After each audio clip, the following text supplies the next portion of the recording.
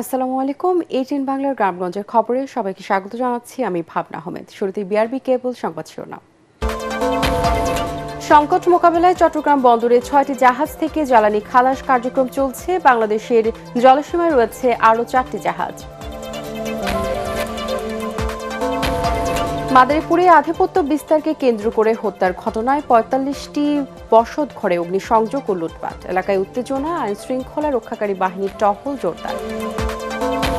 এবং চলতি মৌসুমে সিরাজগঞ্জের রেকর্ড পরিমাণ জমিতে বড় আবাদ। প্রয়োজনীয় সার, ডিজেল এবং নিরবিচ্ছিন্ন বিদ্যুৎ সরবরাহ নিয়ে শঙ্কায় কৃষকরা। শুনছিলেন বিআরবি কেবল সংবাদ শিরোনাম, এবারে বিস্তারিত। কাতার থেকে এলএনজির চতুর্থ চালান নিয়ে একটি জাহাজ আজ চট্টগ্রাম বন্দরে ভিড়ছে। একই দিনে মালয়েশিয়া থেকে এলপিজি বাহী আরেকটি জাহাজও বন্দর পৌঁছানোর কথা রয়েছে। এছাড়া আগামী ১২ ও ১৪ মার্চ এলএনজি ও ডিজেল নিয়ে আরও দুটি জাহাজ বন্দরে আসবে। চট্টগ্রাম বন্দর ভবনে জ্বালানি তেল ও গ্যাস আমদানি পরিস্থিতি নিয়ে আয়োজিত এক প্রেস ব্রিফিংয়ে বন্দরের সদস্য হারবার ও মেরিন ক্যাপ্টেন আহমেদ আমিন আবদুল্লাহ জানান, এ পর্যন্ত বিভিন্ন ধরনের জ্বালানি নিয়ে মোট ১৮টি জাহাজ চট্টগ্রাম বন্দরে এসেছে। এর মধ্যে ৮টি জাহাজ এরই মধ্যে খালাস শেষ করে চলে গেছে এবং বর্তমানে ৬টি জাহাজ থেকে জ্বালানি খালাস কার্যক্রম চলছে। এছাড়া বাংলাদেশের জলসীমায় রয়েছে মোট ৪টি জাহাজ। বন্দর কর্তৃপক্ষ জানায়, বর্তমানে বাংলাদেশ পেট্রোলিয়াম কর্পোরেশনের কাছে পর্যাপ্ত জ্বালানি মজুত রয়েছে, ফলে জ্বালানি সংকটের কোনো শঙ্কা নেই। হরমুজ প্রণালী দিয়ে বাংলাদেশের জ্বালানিবাহী জাহাজ চলাচলেও এখন কোনো বাধা নেই। পাইপলাইনে থাকা জাহাজগুলো নির্ধারিত সময়ে পৌঁছালে জ্বালানি সরবরাহে কোনো সমস্যা হবে না বলে আশাবাদ জানানো হয়। ৬টি জাহাজ এই মুহূর্তে বন্দরে এবং বন্দর সীমার ভিতরে পণ্য খালাসের সাথে জড়িত রয়েছে। বাকি 4টি জাহাজ আগামী 2 দিনের ভিতরে, আজকে আসবে দুটো, 12 তারিখে একটি এবং আগামী 14 তারিখে একটি জাহাজ বাংলাদেশ জলসীমায় এবং বন্দরের সীমায় জ্বালানিবাহী হিসেবে এখানে আসছে এবং বন্দরে যখনই তারা শিডিউল চাইবে আমরা প্রাধিকারের ভিত্তিতে খালাস দিব। এই মুহূর্তে যে সংকট ধারণা করা হচ্ছে, অ্যাটলিস্ট যে চাহিদা আছে এবং যে সমস্ত জাহাজ আগমন করছে, এইটা হয়তোবা এই রকমের আমাদের কোনো আশঙ্কা নেই। মাদারীপুরে আধিপত্য বিস্তার নিয়ে সৃষ্ট বিরোধের জেরে এক ব্যক্তিকে হত্যার ঘটনায় আবারও ব্যাপক সহিংসতা ও অগ্নিকাণ্ডের ঘটনা ঘটেছে। পুলিশ ও স্থানীয়রা জানায়, গতরাতে নতুন মাদারীপুর এলাকায় প্রতিপক্ষের অন্তত 22টি বসতবাড়ি আগুনে পুড়িয়ে দেওয়া হয়েছে এবং আরও 25টি বাড়িতে ভাঙচুর ও লুটপাট চালানো হয়। এর আগে মঙ্গলবার সকাল 7টার দিকে নতুন মাদারীপুর এলাকায় সাবেক পৌর কাউন্সিলর আখতার হাওলাদারের সমর্থক আলমগীর হাওলাদারকে কুপিয়ে হত্যা করে প্রতিপক্ষ গ্রুপের লোকজন। এই হত্যাকাণ্ডের জের ধরেই রাতে আলমগীর হাওলাদারের সমর্থকরা পাল্টা হামলা চালায়। তারা জেলা বিএনপির সাবেক যুগ্ম সাধারণ সম্পাদক লাবলু হাওলাদার ও হাসান মুন্সির ঘর সহ অন্তত 22টি বাড়িতে আগুন দেয় ও ভাঙচুর চালায়। খবর পেয়ে পুলিশ, সেনাবাহিনী, র্যাব ও ফায়ার সার্ভিসের সদস্যরা ঘটনাস্থলে গিয়ে পরিস্থিতি নিয়ন্ত্রণে আনে। এ সময় হামলাকারীরা ইট ও গাছ ফেলে এলাকার প্রবেশপথগুলো বন্ধ করে দেওয়ায় আইনশৃঙ্খলা রক্ষাকারী বাহিনীর সদস্যদের ঘটনাস্থলে পৌঁছাতে বেগ পেতে হয়। বর্তমানে এলাকাটিতে চরম উত্তেজনা বিরাজ করায় আইনশৃঙ্খলা রক্ষাকারী বাহিনীর টহল জোরদার করা হয়েছে।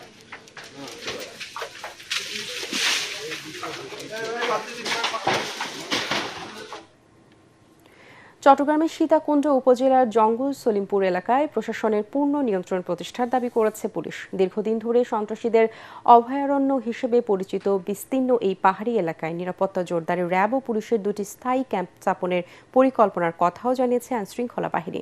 গতকাল সাংবাদিকদের এসব তথ্য জানান চট্টগ্রাম রেঞ্জের উপমহাপরিচালক পরিদর্শক আহসান হাবিব পলাশ। তিনি বলেন, অভিযানের ফলে এলাকায় আইনশৃঙ্খলা পরিস্থিতির উন্নতি হয়েছে এবং সন্ত্রাসীদের দৌরাত্ম্য অনেকটাই নিয়ন্ত্রণে এসেছে। তবে অভিযানের মুখে জঙ্গল সলিমপুর ও আলীনগর এলাকায় ত্রাস সৃষ্টি করা সন্ত্রাসী গ্রুপ ইয়াসিন বাহিনীর প্রধান মোহাম্মদ ইয়াসিন পালিয়ে গেছে। এখনও তাকে গ্রেপ্তার করা সম্ভব হয়নি বলে জানিয়েছেন পুলিশের এই কর্মকর্তা।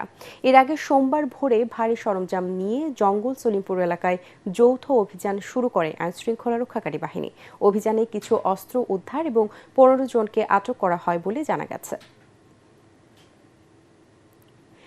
শিল্পাঞ্চল সাভার আশুলিয়ায় বকেয়া বেতন পরিশোধ ও কারখানা পুনরায় চালুর দাবিতে বিক্ষোভ ও অবস্থান কর্মসূচি পালন করেছেন বন্ধ হয়ে যাওয়া একটি কারখানার শ্রমিকরা। সকালে আশুলিয়ার শিমুলতলা বাইপাইল আবদুল্লাপুর মহাসড়কে ইনজেনিটেক্স গ্রুপের ইউফোরিয়া অ্যাপারেলস নামে কারখানা শ্রমিকরা এই বিক্ষোভ করেন। এ সময় প্রায় ১২০০ শ্রমিক ২ মাসের বকেয়া বেতন সহ সব পাওনা পরিশোধ এবং কারখানা খুলে দেওয়ার দাবি জানান। ঈদের আগে শ্রমিকদের সব পাওনা দ্রুত পরিশোধ করা না হলে কারখানার সামনে অবস্থান কর্মসূচি অব্যাহত থাকবে বলে জানিয়েছেন জাতীয় গার্মেন্টস শ্রমিক ইউনিটির সভাপতি ফরিদুল ইসলাম। ঢাকার ধামরায়ে তিতাস লাইনের চুলার গ্যাস থেকে বিস্ফোরণে এক দম্পতি দগ্ধ হয়েছেন। এর মধ্যে স্ত্রীর অবস্থা গুরুতর। দগ্ধরা হলেন সুমনা ও তার স্বামী বাদশা মিয়া। গতরাতে ধামরাই পৌরসভার কিষাননগর এলাকায় একটি দোতলা ভবনের নিচতলায় ঘটনা ঘটে। বিস্ফোরণে ভবনের অবকাঠামোও ক্ষতিগ্রস্ত হয়। খবর পেয়ে ফায়ার সার্ভিস তাদেরকে উদ্ধার করে চিকিৎসার জন্য হাসপাতালে ভর্তি করে। হাসপাতাল সূত্রে জানা যায়, সুমনার শরীরে প্রায় ৮৫% ও বাদশা মিয়ার প্রায় ২০% দগ্ধ হয়েছে। ফলন ভালো এবং ন্যায্য মূল্য পাওয়ায় বিগত বছরগুলোর তুলনায় চলতি মৌসুমে সিরাজগঞ্জের রেকর্ড পরিমাণ জমিতে বোরো ধানের চাষ হয়েছে। তবে প্রয়োজনীয় সার, ডিজেল এবং নিরবিচ্ছিন্ন বিদ্যুৎ সরবরাহ নিয়ে শঙ্কায় রয়েছেন কৃষকরা। এদিকে বিদ্যুৎ সরবরাহে সেচ প্রকল্প অগ্রাধিকার পাবে বলে জানিয়েছেন বিদ্যুৎ ও জ্বালানি মন্ত্রী। সিরাজগঞ্জ প্রতিনিধি ফিরদৌস হাসানের রিপোর্ট, জানাচ্ছেন মাসুদ রানা। খাদ্যের স্বয়ংসম্পূর্ণ জেলা হিসেবে তালিকাভুক্ত সিরাজগঞ্জ চলতি বোরো মৌসুমে জমি প্রস্তুতকরণ, চারা উত্তোলন, চারা রোপণ ও সার প্রয়োগ সহ নানা পরিচর্যায় ব্যস্ত জেলার কৃষকরা। তবে সার, কীটনাশক, ডিজেলের ন্যায্য মূল্য এবং বিদ্যুৎ সরবরাহ নিশ্চিতের বর্তমান সরকারের কাছে দাবি কৃষকদের। ১৫ থেকে ১৬,০০০, ১৭,০০০ টাকা খরচ হয়। খরচ হওয়ার পরেও দেখা যায় যে বিঘা যদি ৩০ মণ নামে ৩৫-৩৬,০০০ টাকা বিক্রি করা যায়। এখন বর্তমান যে বাজার আছে এর থেকে আবার বেশি হারে, তাহলে তো থাকবো না কিছু। সারের ন্যায্য মূল্য এবং কৃষকদের চাহিদা নিশ্চিত করতে বিভিন্ন পদক্ষেপ গ্রহণ করা হয়েছে বলে জানিয়েছেন স্থানীয় কৃষি সম্প্রসারণ অধিদপ্তরের উপপরিচালক। দাম যদি বেশি নেয় তাকে ক্যাশ মেমো নিতে বলা হয়েছে। কোথায় অভিযোগ দিবে সংশ্লিষ্ট উপজেলা কৃষি অফিসার, উপজেলা নির্বাহী অফিসার, কৃষি সম্প্রসারণ অফিসার এবং নিকটস্থ উপসহকারী কৃষি কর্মকর্তার নাম্বার আমরা প্রত্যেকটা দোকানে দিয়ে রেখেছি। যদি এই ধরনের ঘটনা ঘটে থাকে কৃষক ভাইরা দয়া করে সেখানে ফোন দেবে, আমরা সাথে সাথে ব্যবস্থা নেব। চলতি বোরো মৌসুমে জমিতে পানি নিশ্চিতে সেচ পাম্পে বিদ্যুৎ সরবরাহ অগ্রাধিকার পাবে বলে জানিয়েছেন বিদ্যুৎ মন্ত্রী ইকবাল হাসান মাহমুদ টুকু। যে পরিমাণের জ্বালানি ইম্পোর্ট করতে হবে সব মিলিয়ে একটা কঠিন অগ্নি পরীক্ষা আমার জন্য।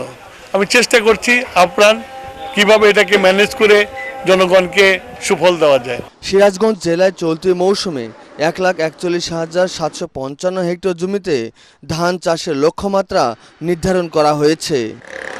Bureau report, ATN Bangla. জামালপুরে স্বামীকে গাছে বেঁধে স্ত্রীকে ধর্ষণ মামলায় ৩ জনের মৃত্যুদণ্ড দিয়েছে আদালত। দুপুরে জামালপুর নারী ও শিশু নির্যাতন দমন ট্রাইব্যুনাল ১-এর বিচারক আব্দুর রহিম এই আদেশ দেন। রাষ্ট্রপক্ষের আইনজীবী অ্যাডভোকেট ফজলুল হক জানান, ২০২৩ সালের ১৯ জুলাই রাতে সদর উপজেলার মেছেরচোরা মোড়ে স্বামীকে গাছের সাথে বেঁধে স্ত্রীকে দলবদ্ধ ধর্ষণ করে আসামিরা।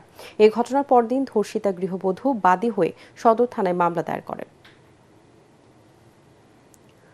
চাঁপাইনবাবগঞ্জের শিবগঞ্জ উপজেলার সীমান্ত এলাকায় অভিযান চালিয়ে ভারত থেকে চোরাই পথে আনা নেশা জাতীয় ওষুধের ২টি চালান জব্দ করেছে বর্ডার গার্ড বাংলাদেশ বিজিবি।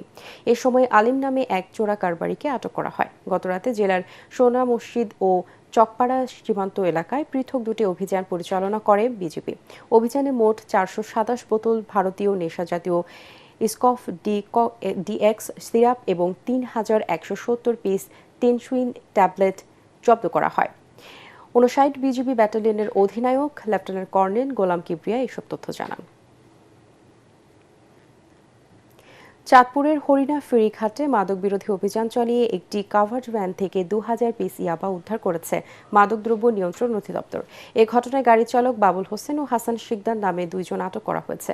মাদকদ্রব্য নিয়ন্ত্রণ অধিদপ্তর কুমিল্লা কার্যালয়ের উপপরিদর্শক বুজলুর রহমান ও এসআই তুলতুমনি চাকমা এ অভিযান পরিচালনা করেন। কাভার্ড ভ্যানটি গার্মেন্টসের কাপড় নিয়ে চট্টগ্রাম থেকে বাগেরহাটের উদ্দেশ্যে যাচ্ছিল। পরে আটক ২ ব্যক্তির বিরুদ্ধে মাদকদ্রব্য নিয়ন্ত্রণ আইনে মামলা দায়ের করা হয়।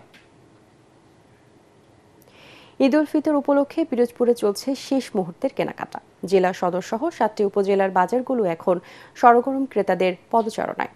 রং বেরঙের পোশাক কিনতেই বেশি ব্যস্ত ক্রেতারা। রমজানের প্রথম দিকে ক্রেতার ভিড় কম থাকলেও 10 রোজার পর থেকেই বাড়তে শুরু করেছে বিক্রি। ঈদ বাজারে জিন্সের প্যান্ট, পাঞ্জাবি পায়জামা, শাড়ি, শিশুদের পোশাক, কসমেটিক্স, জুতা ও শার্টের পাশাপাশি ইন্ডিয়ান ও পাকিস্তানি 3 পিসের চাহিদা বেশি বলে জানিয়েছেন বিক্রেতারা। ক্রেতারা বলছেন, গত বছরের তুলনায় এবার জিনিসপত্রের দাম একটু বেশি। তবে দাম বেশি হলেও ঈদের কারণে প্রিয়জনের মুখে হাসি ফোটাতে বেশি দাম দিয়েই পোশাক কিনছেন তারা।